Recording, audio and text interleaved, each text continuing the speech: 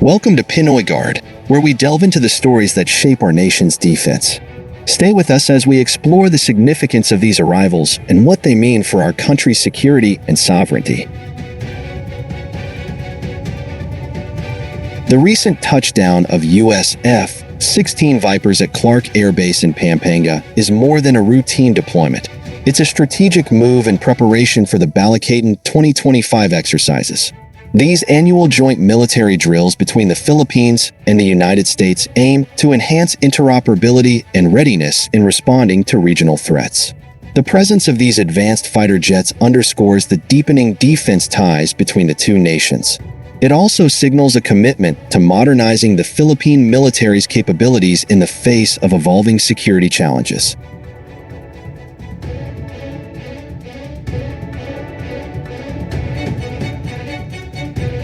The F-16 Block 7072 Viper represents the pinnacle of fourth-generation fighter technology.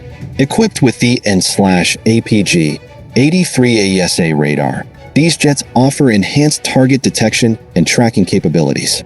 The integration of advanced avionics and weapons systems allows for superior situational awareness and combat effectiveness. Lockheed Martin, the manufacturer, has extended the structural life of these aircraft to 12,000 flight hours, ensuring longevity and sustained operational readiness. This makes the F-16 Viper a formidable asset in any Air Force's arsenal. The journey to acquiring these advanced fighters has been complex. Initially approved by the U.S. State Department in 2021, the proposed sale included 12 F-16 Block 7072 aircraft and associated equipment, valued at approximately $2.43 billion, DSIA.mil. However, financial constraints and shifting defense priorities led the Philippine government to explore alternative options, including Sweden's JAS-39 Gripen. Despite these considerations, the strategic advantages of the F-16 Viper, coupled with the long-standing U.S.-Philippines defense relationship, ultimately influenced the decision to proceed with the acquisition. The integration of F-16 Vipers into the Philippine Air Force significantly enhances the country's air defense capabilities. These aircraft provide a credible deterrent against potential aggressors and bolster the nation's ability to conduct precision strikes and patrols over its territorial waters. Moreover, the acquisition aligns with the broader objectives of the Mutual Defense Treaty between the Philippines and the United States, reinforcing commitments to regional stability and collective security. To maximize the effectiveness of the new fleet, comprehensive training programs are underway. Filipino pilots and maintenance crews are receiving instruction on the operation and upkeep of the F-16 Vipers, ensuring a seamless transition into active service. These efforts are critical in establishing a self-reliant and proficient Air Force capable of responding to various security scenarios, from territorial defense to humanitarian assistance and disaster response. Looking ahead, the deployment of F-16 Vipers positions the Philippines as a more formidable player in regional security affairs. It also opens avenues for deeper collaboration with allied nations through joint exercises and intelligence sharing. However, this development may also influence the strategic calculations of neighboring countries, particularly in the context of ongoing territorial disputes in the South China Sea. The Philippines must navigate these dynamics carefully, balancing defense modernization with diplomatic engagement. Lockheed Martin's current F-16 production line in Greenville, South Carolina, is operating at full capacity.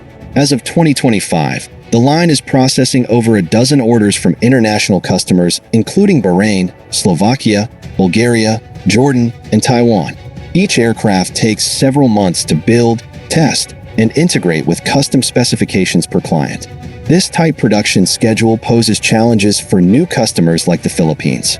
Even if Manila signs a contract this year, its place in the queue may not guarantee delivery until 2027 or beyond.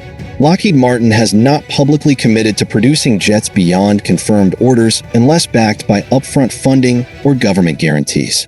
Moreover, the U.S. government plays a role in prioritizing delivery based on strategic alliances and geopolitical urgency.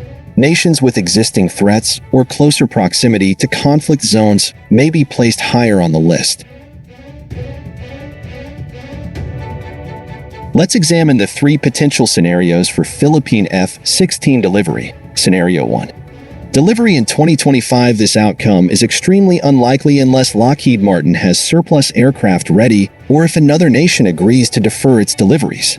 The Philippines would need strong U.S. political intervention and possibly compensation to a third-party buyer.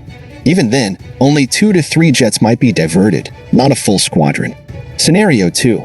Delivery in 2027. This is the most realistic path.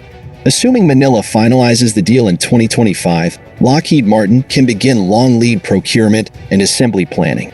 By 2027, the first batch of Block 70-72 Vipers could arrive, with follow-on deliveries staggered over the next 2 to 3 years. Training and infrastructure would have to accelerate in parallel.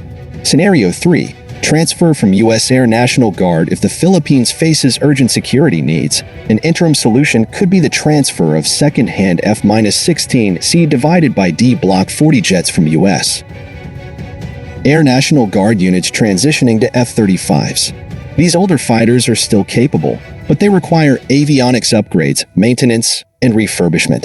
Such a deal would involve quicker timelines, lower costs, and faster deployment, but also more upkeep. Ultimately, the third option could serve as a stopgap measure while waiting for new-build Block 70-72 Vipers to arrive.